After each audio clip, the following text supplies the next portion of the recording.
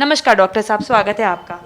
Sir, सबसे पहला सवाल आपसे यही रहेगा कि ऑक्यूपेशनल रेस्पिरेटरी डिसऑर्डर आखिर क्या होता है और ये लोगों को किस तरीके से होता है? देखिए, नाम में ही बीमारी का डेफिनेशन छुपा हुआ है, ऑक्यूपेशनल डिसऑर्डर। इसका मतलब कि आप जहाँ काम करने जाते हैं वहाँ पे ऐसा कुछ आपके संपर्क में आता है जिससे आपको बीमारी होती है। अब वो संपर्क में आने वाला चीज़ कुछ भी हो सकता है, वो गैस हो सकता है, वो परफ्यूम हो सकता, पार्टिकल हो सकता है, ठीक है, वहाँ का इन्वायरमेंट हो सकता है।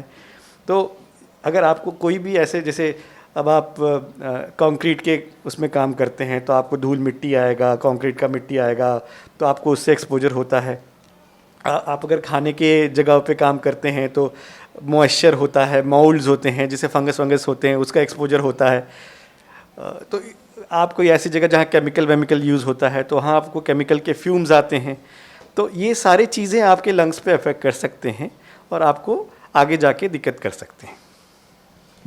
ये लोगों को किस वर्ग के लोगों में सबसे ज़्यादा देखा जाता है? देखिए, इसमें सबसे इम्पॉर्टेंट चीज़ होता है, एक तो डोज और दूसरा ड्यूरेशन। डोज मतलब कि कितने मात्रा में आपको एक्सपोजर हो रहा है, और ड्यूरेशन मतलब कितने दिनों तक आपको एक्सपोजर हो रहा है। ठीक है, अगर आपको एक साथ बहुत सारा डोज का एक्सपोजर हो गया तो कभी भी किसी को भी दिक्कत हो सकती है। पर अमूमन जो होता है वो क्या होता है कि धीरे धीरे हल्के हल्के डोज से आपको एक्सपोजर मिलता जाता है। तो इसी के लिए कह रहे ड्यूरेशन। अगर बहुत लंबे समय तक भी आपको एक्सपोजर हो रहा है तो भी आपको रिस्क, ऐसा नहीं है कि अगर आप जैसे नौकरी छोड़ दिए तो उसके बाद भी रिस्क बना रहेगा कि आपको जो एक्सपोजर हो गया उससे दिक्कत आगे जाके हो सकती है। अक्सर कोल माइनर्स जो होते हैं वो नौकरी छोड़ भी दिए होते हैं तो उसके बाद भी उनको दिक्कत आ सकती है, क्योंकि उनको अगर मान लीजिए खूब मात्रा में और काफ़ी लंबे समय तक एक्सपोजर हुआ है तो जो एक्सपोजर हुआ है वो उनके शरीर में, लंग्स में रह जाता है, जो आगे जाके दिक्कत करता है उनको। तो ये अक्सर देखा गया है कि थोड़े समय तक अगर लगातार एक्सपोजर हो रहा है तो होता है। पर इसमें कोई वर्ग या उम्र का कोई ऐसा कुछ खास नहीं है, बट अक्सर हाँ, जैसे जैसे उम्र बढ़ती है रिस्क बढ़ता जाता है। ये शरीर को किस तरीके से नुकसान पहुंचाता है? देखिए, मैं फेफड़े की बात करता हूँ। वैसे तो शरीर के हर हिस्से में नुकसान पहुँचा सकता है, पर अगर मैं फेफड़े की बात करूँ तो ये फेफड़े के हर चीज़ को, सांस की नली को, जो गैस एक्सचेंज करने वाली सैक होती है इसको अलवेलाई कहते हैं उसको, इंटस्टिशियम को जो बांध के रखता है लंग्स को, प्लूरा जो झिल्ली होती है लंग्स के आसपास उसको, तो ये हर चीज़ को अफेक्ट कर सकता है डिपेंडिंग ऑन कि आपको कैसा एक्सपोजर हो रहा है, कहाँ से एक्सपोजर हो रहा है, क्या एक्सपोजर हो रहा है और कितने दिन का एक्सपोजर हो रहा है। इसके लक्षण क्या होते हैं?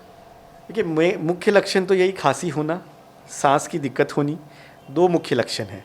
और ख़ासकर ये लक्षण, जैसे कि अगर आप काम पे जाते हैं, जैसे आप मंडे को गए तो आपका दिक्कत बढ़ जाना, सांस की दिक्कत बढ़ जानी, खांसी बढ़ जानी, तो ये एक सबसे इम्पॉर्टेंट फैक्टर होता है कि आपको आइडेंटिफाई हो जाता है कि नहीं देखो मैं काम पे जा रहा हूँ तो मुझे दिक्कत होती है। जैसे आप छुट्टी पे कभी गए तो आपको लगता है कि यार मैं पहले से बेहतर फील कर रहा हूँ, मुझे कोई दिक्कत नहीं हो रही, पर आप वापस जब काम पे जाते हैं तो आपकी दिक्कतें वापस से आने लगती हैं, आपको दिक्कत होने लगती है। तो मेन आइडेंटिफिकेशन फैक्टर ये है। दूसरा, अगर आप कोई नए काम पे आए हैं और पता चला कि आपको उसके बाद सिम्टम आना शुरू हुआ है तो एक ये अलग से एक आइडेंटिफाइंग फैक्टर है।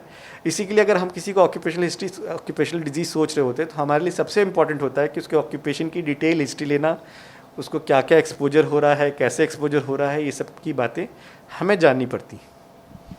ऑक्यूपेशनल रेस्पिरेटरी डिसऑर्डर कितना घातक साबित हो सकता है? देखिए, बिल्कुल ये चीज़ें चूँकि हमें पता नहीं चलती हैं, काम करने वाला इतना ध्यान नहीं देता है, गरीब आदमी होता है, उसको लगता है कि मैं डॉक्टर के पास जाऊंगा तो मेरा समय बर्बाद होगा, मुझे छुट्टी लेना पड़ेगा, तो वो कई बार चीज़ों को नज़रअंदाज कर देता है। आगे जाके ये बीमारी, इससे जो भी बीमारी हो सकती है वो बढ़ सकती है, परमानेंट हो सकती है। इनफैक्ट कुछ चीज़ों से एक्सपोजर से कैंसर तक की बीमारी हो सकती है। तो हमें बिल्कुल ख्याल रखना चाहिए और इस पर ध्यान देना चाहिए। इसका इलाज किस तरीके से होता है? इसके इलाज से ज़्यादा हमें इसके बचाव की बात करनी चाहिए, क्योंकि जो एक्सपोजर हो रहा है पहले हमें उसको बंद करना होगा। जब तक हम एक्सपोजर बंद नहीं करेंगे, हम कितना भी इलाज कर रहे हैं उससे बहुत फ़ायदा नहीं होगा।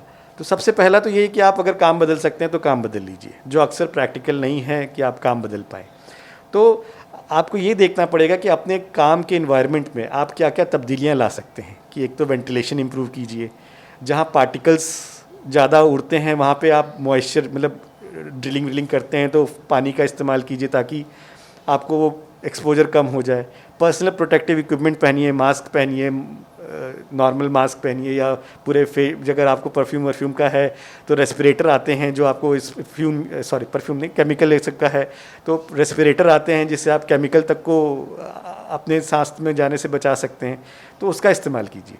तो और स्मोकिंग सीजन अगर काम पे अगर आप स्मोक करते हैं तो वो भी बंद करें।